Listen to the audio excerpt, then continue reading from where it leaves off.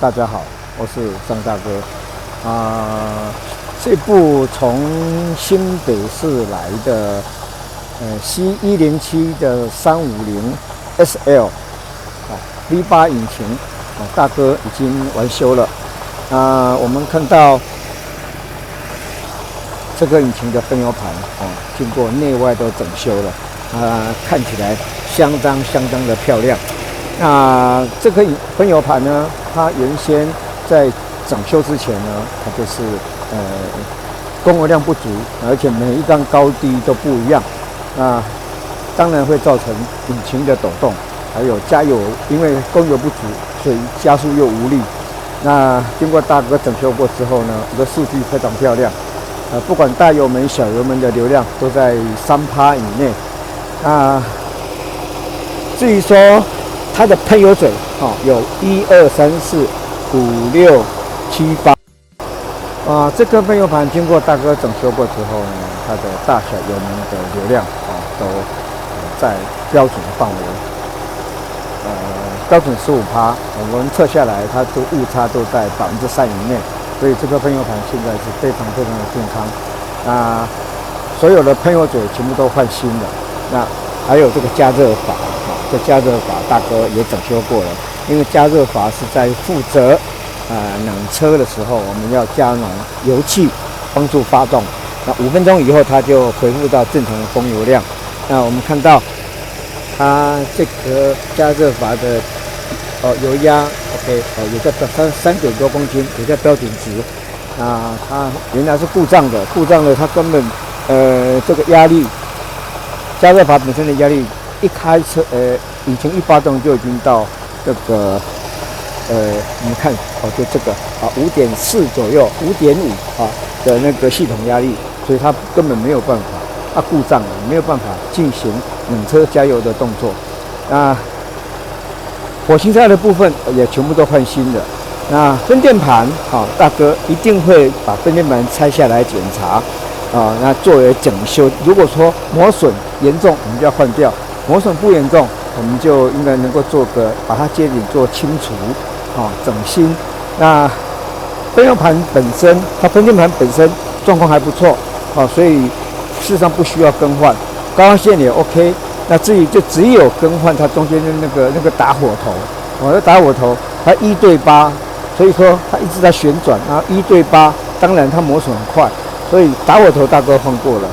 那后面的蓄压器、汽油帮补跟汽油滤芯大哥也都换掉了，因为汽油帮补它看起来是旧了，那使用多久不知道。那我们换个汽油帮补之后呢，我们里程就归零，也就是说在10万公里以内，汽油帮补不应该换。那老汽油帮补不换的话，我们外出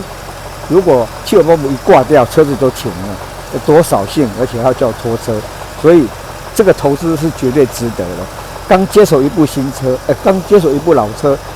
尤其是30多年，这部车42岁了那汽油帮补一定要换掉我自己的车也一样，时间到我就已经预防性的换掉，虽然花了个几千块，但是呢，我们开起来很心安。那汽油滤芯跟我们这个机油滤芯，引擎式的机油滤芯要同时更换，因为30年的老车油箱是很大的污染源，铁锈，加油站的沙子还有油泥，把我们的供油系统都堵塞了。那像这个分油盘经过42年我们才来整理，你可以想象，如果一个楼上水塔42年的楼上水塔里面有多脏一定会污染我们所有的管路。所以我们希望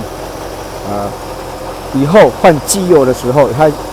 保养厂会叫你换机油滤芯。那换机油滤芯的时候，你就告诉保养厂老板，我们汽油滤芯也要一并更换，因为汽油滤芯也不贵，可能1000出头吧那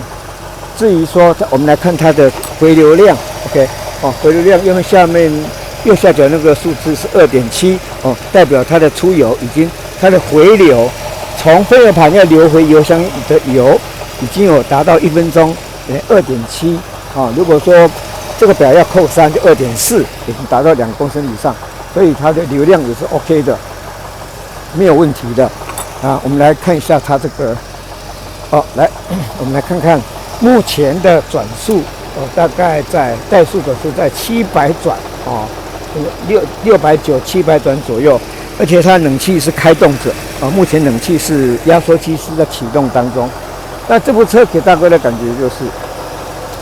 车子因为缸压，它的缸压是非常非常的漂亮，完全都标准的，几乎都没有积碳，而且呢，缸压一打就上来了，代表这个压缩状况非常好，又没有积碳。那发动之后呢，我发现它这个引擎特别的稳定，而且呢，它的那个油门的调整，就是我在调整怠速混合比的时候呢，非常的敏感，非常的敏感。我们来看，好，大哥把这个打火机放在中间，那几乎连抖都不抖。我大哥是放在那个风门上面连抖都不抖的，所以这个引擎是很棒的引擎。我希望这个车主好，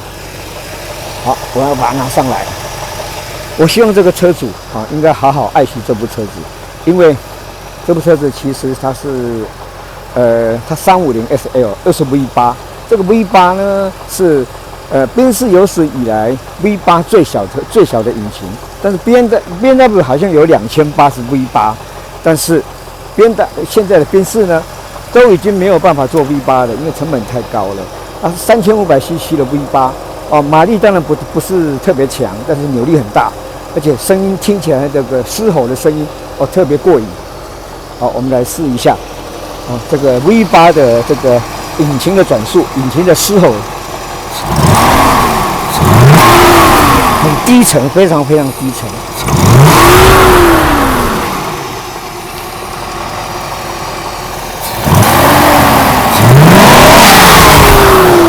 哇，好像狮子在吼。V8真的过瘾。好，我们到车内来。这部车很特别我大哥还是要介绍一下。这个车主很用心这个全部都是真皮重编的头枕坐垫前后都后面没有，那后面是原厂的原厂的真皮。那它前面2个座椅包含头枕，它就重编皮面重编，而且品质相当好而且花纹都有对花，非常好门板也是状况非常好。这部车现在的引擎给大哥，还没有整修之前，引擎是59分。现在经过整修之后呢，引擎大哥给他98分了。当然，它的内装也有90几分内装相当漂亮的这个皮，尤其这个皮柔软度又够，然后颜色也对。那施工的师傅的手艺也好，看得真过瘾。OK， 好，我们来看这个，它这个是跟116其实蛮像的但是这个年代的宾士车就是这样子。OK， 我们来看这个里程大概在14万，也不晓得是真的还假的怠速表头的怠速在900，其实事实上没那么高，只有在在800左右，所以它的怠速这个怠速的转速比正常高了差不多100转，但是它很稳定。好，我们来加油看看。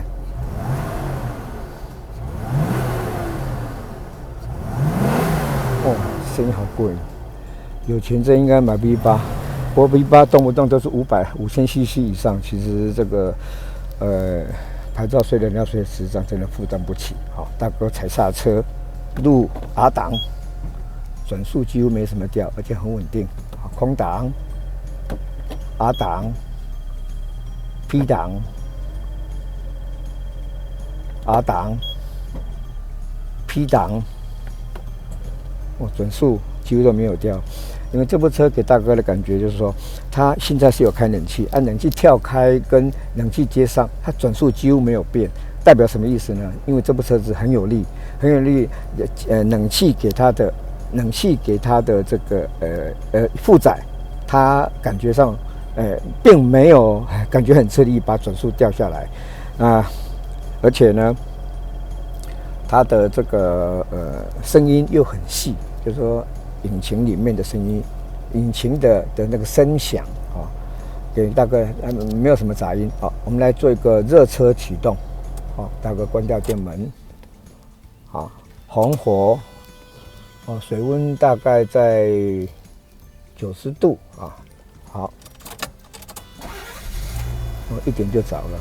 而且是在开冷气状态，相当棒的车子。这个车主应该好好珍惜，有这么好的内装啊，外观也这么好啊，看得过瘾哦。